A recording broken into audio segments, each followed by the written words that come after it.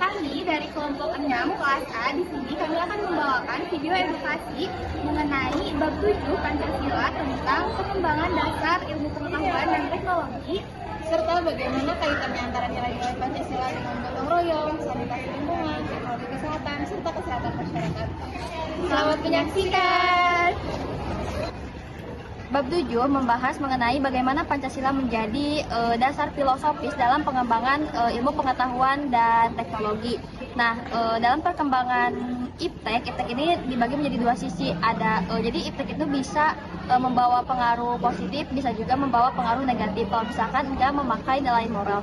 Nah, untuk mencegah penyalahgunaan iptek, Indonesia menanamkan Pancasila sebagai nilai dasar untuk membimbing arah pengembangan ilmu. Jadi artinya ilmu itu tidak bebas. Jadi ilmu itu harus harus di dalam bingkai etika kemanusiaan.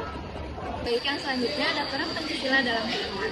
Di sila pertama, di mana sila tersebut mengajarkan agar setiap perkembangan ilmu pengetahuan maupun teknologi harus berdasarkan norma-norma yang berlaku, baik norma agama maupun norma dalam kehidupan sehari-hari. Sehingga baik dari ilmu pengetahuan maupun teknologi tersebut dapat membawa kepada kemanfaatan dan bisa dimanfaatkan dengan baik, sehingga tidak dapat merugikan siapapun. Contohnya, pada teknologi kesehatan, alat-alat kesehatan digunakan untuk membantu manusia dan tidak digunakan untuk merugikan siapapun. Di sila kedua, menekankan agar setiap perkembangan ilmu pengetahuan maupun teknologi harus menjunjung tinggi kemanusiaan, di mana semua inovasi baik dari kesehatan, teknologi lingkungan maupun teknologi kesehatan harus menjunjung tinggi hak manusia. Contohnya, akses air bersih merupakan hak dasar bagi setiap manusia. Selanjutnya, menekankan kepada kebersamaan atau kebersihan, di mana dalam konteks kesehatan hal tersebut digunakan untuk kegiatan sanitasi lingkungan. Kegiatan sanitasi lingkungan tersebut harus dilakukan secara bersama-sama di lingkungan masyarakat, sehingga kebersihan lingkungan tersebut dapat tercapai dengan baik dan dapat meningkatkan derajat kesehatan manusia. Jadi sanitasi lingkungan tersebut harus dilakukan secara bersama-sama dan tidak dilakukan secara individu agar kebersihan lingkungan dapat tercapai dengan baik. Di sila keempat, di mana sila tersebut menekankan kepada pentingnya musyawarah dalam pengambilan keputusan. Dalam konteks kesehatan, baik dari lingkungan maupun sektor yang lain untuk mencapai kebersihan, diperlukan jadwal untuk bergotong royong, di mana jadwal bergotong royong tersebut dilakukan melalui musyawarah untuk mencapai kesepakatan kapan akan dilaksanakannya kegiatan tersebut. Di sila kelima, menekankan kepada keadilan dan pemerataan, baik dari akses pelayanan kesehatan maupun yang lainnya. Pada intinya, di sila kelima ini menekankan agar akses layanan kesehatan bisa diakses oleh siapapun dan tidak ada diskriminasi, baik diskriminasi toilet bersih, diskriminasi pelayanan kesehatan, maupun diskriminasi dari teknologi lingkungan. Apa itu sanitasi lingkungan? Sanitasi lingkungan adalah upaya menjaga dan meningkatkan kualitas lingkungan agar manusia dapat hidup sehat. Sanitasi mencakup hal seperti yang pertama, pengelolaan sampah rumah tangga, yang kedua, saluran air dan drainase, yang ketiga, pengelolaan limbah domestik, yang keempat, air bersih, yang kelima, kebersihan pemukiman, dan yang keenam, fasilitas MCK yang layak. Jika sanitasi tidak terjaga, berbagai penyakit yang berhubungan dengan lingkungan bisa muncul, seperti diare, kolera, demam berdarah, penyakit kulit, bahkan bisa mempengaruhi pertumbuhan anak. Dalam kesehatan masyarakat, sanitasi termasuk faktor penting yang menentukan kualitas kesehatan suatu komunitas. Permasalahan sanitasi di masyarakat. Di banyak daerah, masalah sanitasi masih menjadi tantangan besar. Contohnya, 1. Sampah menumpuk karena kurangnya kesadaran membuang sampah pada tempatnya. 2. Drainase tersumbat oleh sampah plastik. 3. Air limbah rumah tangga dibuang sembarangan ke sungai. 4. Toilet umum yang tidak higienis. 5. Kurangnya akses air bersih. Masalah sanitasi tidak hanya berdampak pada lingkungan, tapi langsung berhubungan dengan kesehatan masyarakat. Ketika drainase tersumbat, jentik nyamuk berkembang.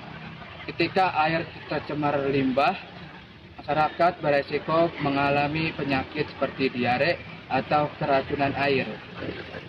Masalah sanitasi adalah masalah kolektif, bukan individu. Meski satu rumah bersih, lingkungan tetap tidak bersih jika rumah lain tidak peduli. Hubungan sanitasi dan gotong royong. Gotong royong berasal dari nilai bangsa Indonesia yang berakar dari sila ketiga Persatuan Indonesia. Gotong royong bukan sekedar bekerja sama, namun bentuk solidaritas, juga rasa memiliki terhadap lingkungan. Kegiatannya seperti 1. Kerjasama membersihkan selokan, 2. Pemilihan sampah, 3. Pengumpulan limbah rumah tangga. Itu semua bentuk implementasi nyata Pancasila dalam kehidupan sehari-hari. Gotong royong juga menjadikan kegiatan yang berat menjadi lebih ringan. Dan selain itu, gotong royong meningkatkan kesadaran bahwa menjaga lingkungan adalah kewajiban bersama.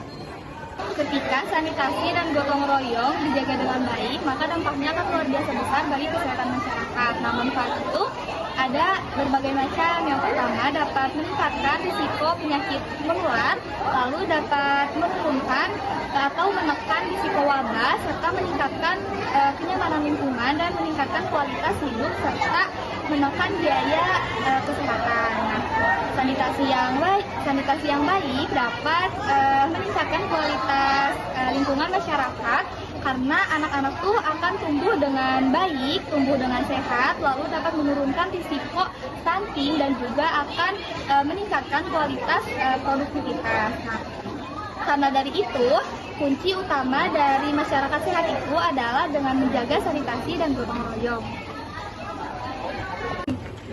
Kesimpulannya, Pancasila menjadi dasar bagi pengembangan iptek, termasuk dalam bidang kesehatan.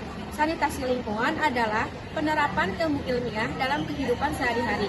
Gotong royong adalah cara penerapannya, dan kesehatan masyarakat adalah hasil akhir dari nilai-nilai tersebut. Yang terakhir ada kesan-pesan dari kami selama pembelajaran Pancasila. Nah, tentunya untuk kesannya sangat seru karena Bapak suka membuka forum diskusi sehingga kita lebih paham dan lebih mengerti dengan pembahasan yang dipaparkan.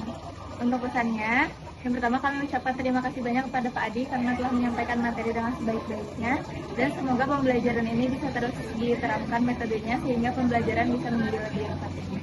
Terima kasih Pak Adi.